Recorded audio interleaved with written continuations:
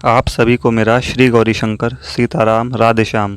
श्री गौरीशंकर दरबार में एक बार फिर मैं सुयश अग्रवाल आप सभी का स्वागत करता हूं। सभी को प्रणाम नमस्कार, प्रेम भरे हृदय से वंदन। गीतावली जी में पहला विषय आता है बधाई, जिसमें कि 5 पद हैं जो पिछली वीडियो में पूरे हो चुके हैं। आप ऊपर आई बटन पे वीडियो देख सकते हैं। तो अब इस वीडियो में अगले विषय से शुरू करते हैं, जिसका नाम है नामकरण, यानी कि भगवान श्री राम जी का नामकरण संस्कार। एक ही पद है, इसे एक ही पद में पूरा विषय समाप्त हो जाता है। तो वीडियो शुरू होने से पहले, यानी कि पाठ शुरू होने से पहले, आपका और मेरा दोनों का एक एक काम है। मैं अपना काम करता हूँ, आप अपना काम करिए। मेरा काम ये है कि श्री हनुमान जी महाराज को प्रणाम करना, उन्हें राम राम करना, क्योंकि उन्हें राम कथा बहुत पसंद है। आपका काम है कि वीडियो को लाइक करो, शेयर करो, उस पर कमेंट करो और चैनल को सब्सक्राइब करो। तो इस नामकरण विषय का 6ठा पद कुछ इस प्रकार है। अवध में अत्यंत सुंदर आनंद बधावे बज रहे हैं। महाराज ने रघुवंश में श्रेष्ठ बालकों के नामकरण की शुभ तिथियों का शोधन कराया। राजा दशरथ की आज्ञा पा ऋषिराज वशिष्ठ जी ने शिष्य, मंत्री, सेवक, सखाओं को बुलाया और उन्होंने आदरपूर्वक आकर सिर झुकाया। गुरुजी ने उन सभी साधु, सुमति और सामर्थ्यवान लोगों को शिक्षा दी तथा जल, पत्र, फल और मूलिका, नवग्रह मणियाँ आदि सारी पूजा उपयोगी सामग्री लिखवाई। गणेश जी, माता पार्वती और भगवान शंकर का पूजन कर गायों का दान दोहन कराया और घर घर महान आनंद, मंगल और सुंदर गुणगान होने लगा। अपनी मनभावनी बात हो रही है, यह देखकर तुरंत ही मन में आनंदित होकर वे लोग जहाँ तहाँ चल पड़े, मानो इंद्र की आज्ञा से मेघगण पवन के साथ मिलकर दौड़ पड़े हों। घर, आंगन, चौक, गली और बाजारों को सजाया गया। सर्वत्र कलश, चंवर, तोरण, ध्वजा और चंदोवे लगाए गए। अति विचित्र और सुंदर चौक पूरे गए। उनमें नाम लिख लिख कर यह सूचित किया गया कि अमुक चौक अमुक का रचा हुआ है। तालाब और बावड़ियों को भर भर कर उनमें अरगजा साना गया। स्त्री पुरुषों ने 4 ही पल में सारे साज सजा लिए।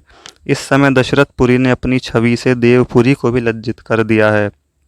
देवता लोग अपने अपने विमान सजाकर आनंद पूर्वक आए और हर्षित होकर फूलों की वर्षा करने लगे, मानो उन्हें गया हुआ धन फिर से मिल गया हो। वेद पाठ के लिए 4 वेदों के जानने वाले ब्राह्मण वर्ण किए गए। उनमें अथर्ववेदी तो स्वयं रघुकुल गुरु ज्ञाननिष्ठ मुनि वशिष्ठ जी ही हैं, जिनकी महिमा सारा जगत जानता है। उन्होंने लोक रीति और वेद विधि संपन्न कर सुमधुर वाणी में कहा, कौशल्या रानी को शीघ्र ही बालक के सहित बुलवाइए। यह सुनते ही बड़भागिनी सुवासिनी स्त्रियां उन्हें गाती हुई ले चलीं। यह दृश्य देख और सुनकर माता पार्वती, माता लक्ष्मी, देवी शारदा और शची अति प्रेममग्न हुईं। वे अपनी अपनी रुचि के अनुसार वेश बनाकर हिल मिलकर उनके साथ हो गईं। उस समय मानो तीनों लोकों का भाग जग गया। सुंदर चौकों में बैठी हुई रानियां गोद में आनंद मूर्ति बालकों को लिए अति शोभायमान हो रही हैं। पुण्यवान लोग उन्हें देख रहे हैं। उस समय के सुख, सौंदर्य और कौतुक की कला देख सुनकर मुनिजन मोहित हो जाते हैं। भला ऐसे कौन कवि हैं जो उस समाज का वर्णन कर सकें। फिर ऋषिराज वशिष्ठ जी ने रक्षा ऋचा पढ़ने लगे। आकाश से फूलों की झड़ी लग गई तथा जय जयकार के सहित बहुत से बाजे बजने लगे। लंका में अमंगल होने लगे। तरह तरह की शंकाएं और आपत्तियां उमड़ आईं, किंतु 14 भुवन के बड़े बड़े दुख और दारिद्र्य दूर हो गए। अथर्ववेदी वशिष्ठ जी ने बालक की ओर देखकर हंसते हुए भगवान शंकर को बताया, ये तुम्हारे इष्ट देव ही हैं, और उनका शुभ के लिए शुभ तथा आनंद के भी आनंददायक राम नाम सुनाया। कौशल्या जी सुंदर आल बाल हैं और 2 अक्षर सुंदर दल हैं, मानो सकल आनंद का कंद ही अंकुर के रूप में प्रकट हुआ है। शिवजी ने उन्हें देखकर और पहचानकर भगवान का नाम जपते हुए हाथ जोड़कर सिर के पास लगाया। उस समय देवताओं ने आदरपूर्वक उनकी जय जयकार करी और जय जय जय श्री करुणानिधे ऐसा कहा। हे सत्यसंध, आपने जो अक्षर कहे हैं वे सर्वदा सत्य हैं। हे प्रणतपाल भगवान, आपसे जिन जिन फलों की इच्छा की है उन सभी को प्राप्त किया है। उस समय ब्राह्मण और देवताओं को देखकर महाराज दशरथ बड़े आनंदित हुए और अपने मंत्री, सेवक, सखा और पटदारी बुलाकर कहा, जाओ, जिसे जो चाहिए उसे वो सम्मान और सावधानी से वही वस्तु दो।